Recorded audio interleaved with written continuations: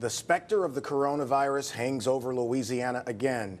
What's the impact on business? Let's find out. Wags is in the building. Roll it, Ed.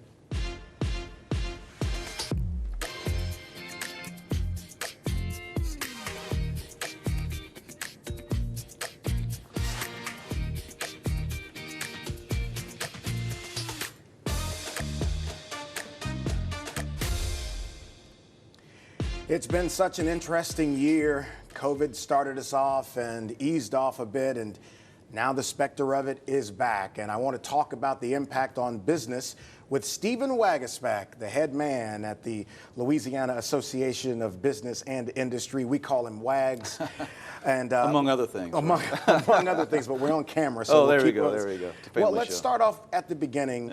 The impact from March 9th, when the first coronavirus case was announced in Louisiana of last year, to where we are now. What has been the impact on business? Oh, it's been huge. And when you say the impact on business, on families, on real people across the board, if you look at some of the numbers, if you want to tell that story, if you go back to basically, the end of 2019, the state was sitting around 2 million jobs. We're about 160,000 jobs down from that point. Our unemployment rate's about 2.5 points higher than it was at that point in time. Right now, we're sitting about a point underneath the national average. And if you look at by sector, manufacturing, oil and gas, hospitality, all the ones that we know are our bread and butter, they're all still down a big hit. And so when I go around the state talking to our members, it doesn't really matter whether I'm talking to a big, Fortune 5 or a small mom and pop or anywhere in between. There's a fatigue that you hear. There's a level of uncertainty. They've all had these like PPP lifeboats and other things to kind of stay afloat for a year and a half, but where do you invest your capital? Where do you hire your people? Are your customers coming back or not? Are we going to have another shutdown or not? And this kind of cloud of uncertainty that hangs over all that is the biggest challenge we face right now. So many businesses closed last year and are not coming back because it took too long to get employed. And some people are still looking for people to hire to work in their businesses. Can you talk a little bit about that? Yeah, I mean, look, nationally the numbers are, you typically about 600,000 businesses go out of business every year. There's another 200,000 on top of that last year, so it's about a third higher than normal. And look, in Louisiana, I mentioned we're 160,000 jobs down. A lot of those are the mom and pop, kind of businesses we know very well. And so a lot has been talked about the enhanced unemployment. That has been one thing and on July 31st, which is this week, the enhanced unemployment will be taken away here in Louisiana. So we do think that will incentivize folks to go back to the workforce. And so the type of worker that is really being, struggled to be found right now, you've got hospitality and tourism. So if you run a restaurant or a hotel or a concert hall, and your job is to entertain guests, it's hard to get those guests in the door, and it's hard to get those workers to come in. That's one big piece. And then the other piece, ironically, is healthcare. Right now there is a healthcare worker challenge, shortage. Part of that is because of the need we have. Part of that's because of the fatigue, probably over the last year and a half or so. But we need workers in hospitality and tourism, and we need frontline workers in healthcare right now. I want to come back and continue with you about that, talking about what's happening in hospitals, some of the incentives that states have been offering just to get people vaccinated. And then what do we do if there is another shutdown? More with Wags in just a moment. Stay right where you are.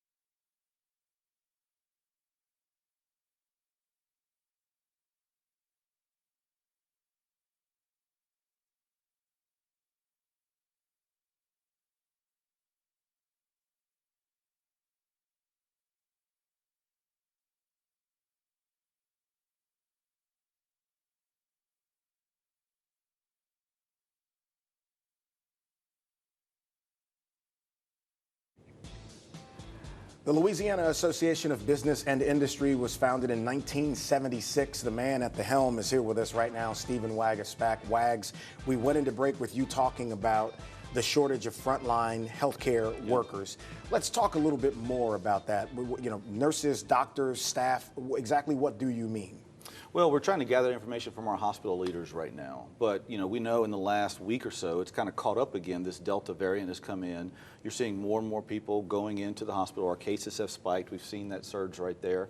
I guess if there is a good news, I don't know if there is one right now, is that the people going in are largely the unvaccinated folks. And so if we can get vaccination up, that should help with some of that. And it is a younger, somewhat healthier population. And so some of the risk maybe, we hope, can be maintained a lot.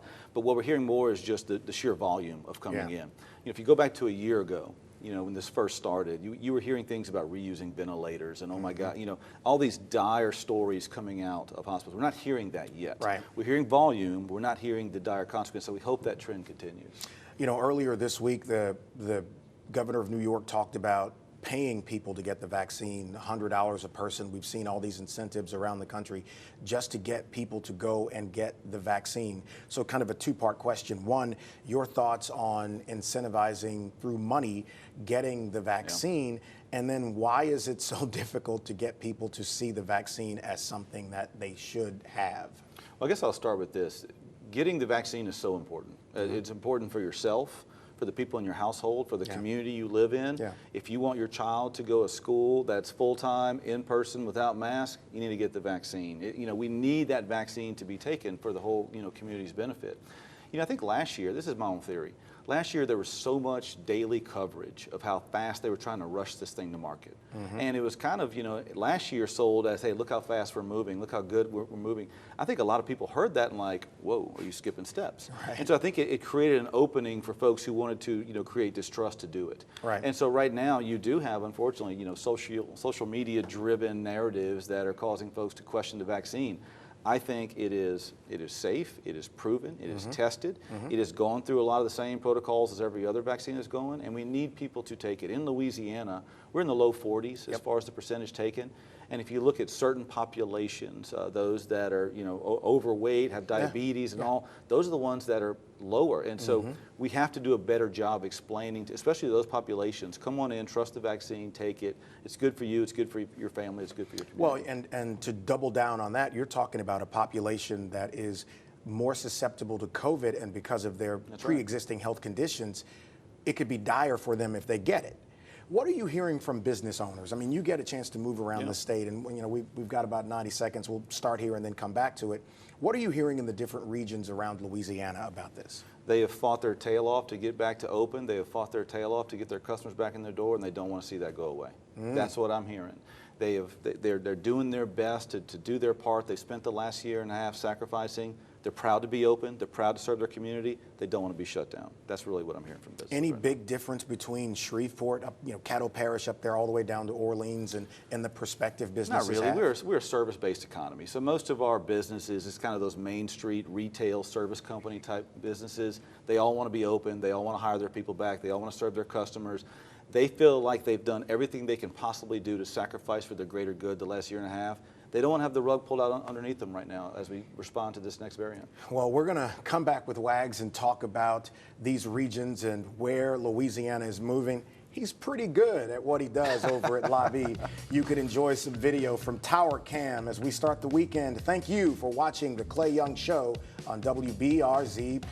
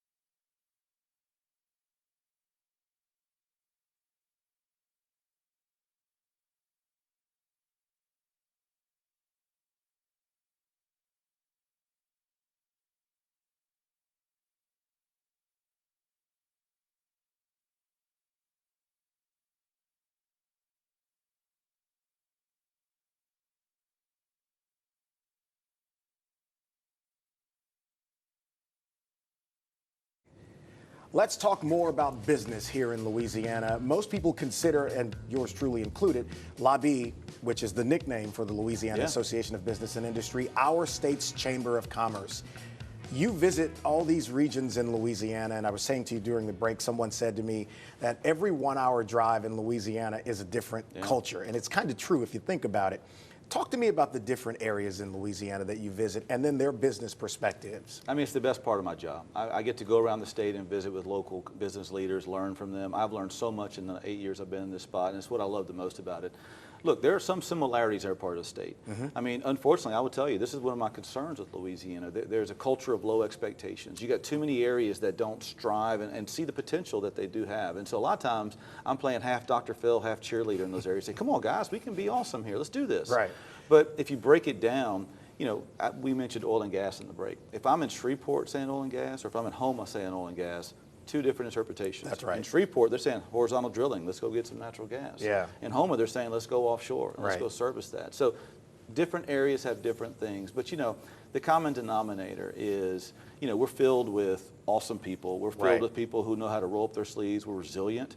We've dealt with storms and floods and oil spills and everything, and we come back time and time again. So, you know, that core resiliency and that core goodness that comes with our, you know, our Southern manners and Southern hospitality, there's a lot to build off of. I think the biggest low-hanging fruit is just to inject confidence and an eagerness to strive and to realize where we're at. We are competing not town versus town. We are competing with Texas. We are competing with other states in the South. And we are competing with other countries across the globe. And if we want to win, that's who we got to beat. Okay, so let's double down a little bit on what you just said. We language Louisiana in such a poor way, often in the way we interact with each other, and sometimes in media. I don't think we realize the importance of this state to the nation. With the Port of New Orleans, 100%. We feed America, the petrochem industry here, and what we provide to the rest of the country, and in some ways the world. Why don't we have a little more chestiness about ourselves, a little more brashness about ourselves? We need it, and we deserve it, and we should own it. Yeah. I mean, you take the Colonial Pipeline issue. A couple months ago, Russian hackers came in, shut that thing down. That shut down all of the supply and the refined material that starts here and goes and feeds the entire eastern seaboard. Those folks had prices go up like that. We should be singing the gospel of that's why you need us, and that's why you need to stop arbitrary things like a Gulf leasing shutdown that we're seeing out of D.C. That's why you have to promote a domestic oil and gas industry. That's why investing in the oil and gas industry is the best way for us to not just fuel our economy, but also improve our climate. Because American ingenuity has been great at finding cleaner and cleaner ways to do that each and every year. And it's the Louisiana workforce that's been on the front line of doing that. And so right now, instead, what the country's policy is, well, let's send energy production offshore to places like the Middle East, and that'll be how we'll clean the climate. You're hurting American economy, you're hurting the climate, and in Louisiana, we need to be preaching that gospel every single day. If you want to have a strong economy and a cleaner climate, you invest in Louisiana. We're the resource for that. See, he's the guy that runs the state's Chamber of Commerce. You know, when we come back, I want to talk about all the politics around Louisiana's business. We just ended a veto session. I want to get your thoughts on whether or not there will be a special session before the year is over. Wags is in the building. Next week, George Bell is going to be here to talk about the Alice population. If you haven't put this show in your DVR, what are you doing? Here's Tower Cam. Stay there. We're back in just a moment.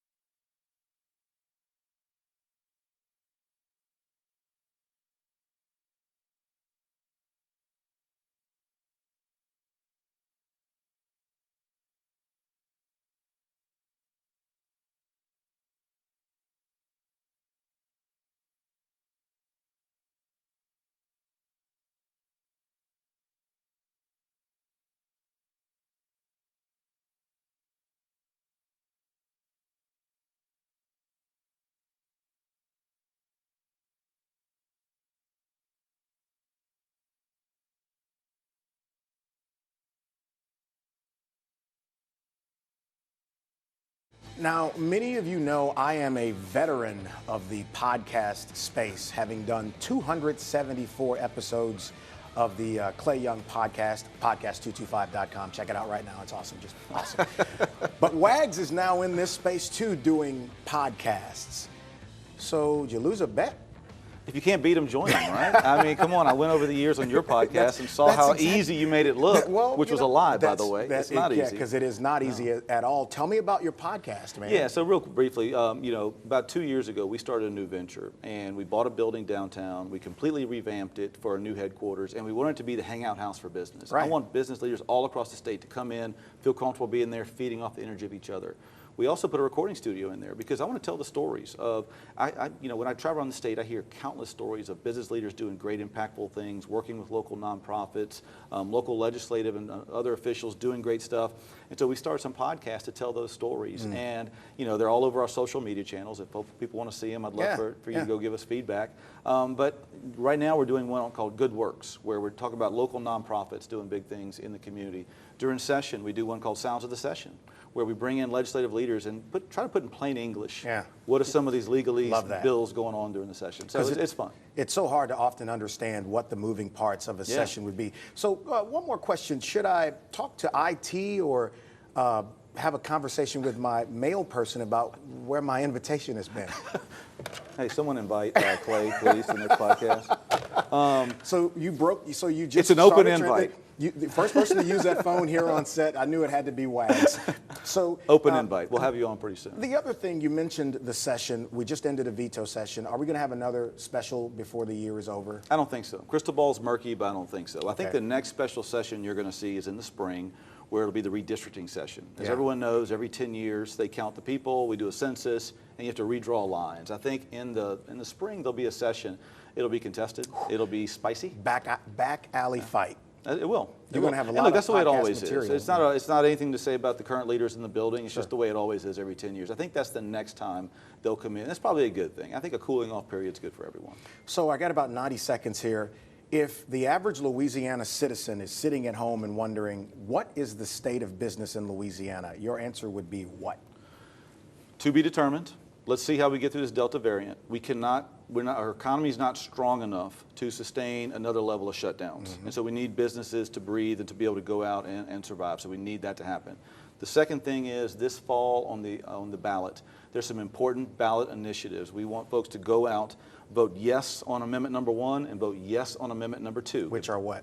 Amendment number 1 basically simplifies tax compliance for small business. We got to get there. It's been a long time coming. Amendment number 2 basically lowers and flattens income tax rates for corporate and personal, so everyone gets an easier tax code to comply with. Do you find that Louisiana does, and you got about 15 seconds here, do you find Louisiana does a good enough job of explaining what these ballot initiatives are? Because they're longer than War and Peace when you go into the booth. No, everyone goes in to vote, they look on the wall and they say, don't understand it, no.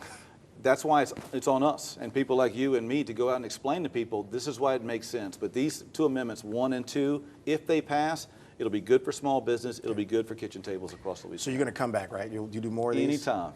And we'll send you a bill for the phone. Right I think I just ordered a pizza on this thing. It's been great. Like I said, George Bell with the Capital Area United Way will be our guest in studio. And we may have another surprise for you at the start of the show. We're going to come back. We got one more with Wags. All right. Ed said one more with Wags. Let's get her done next. It's a little lanyard. I like it.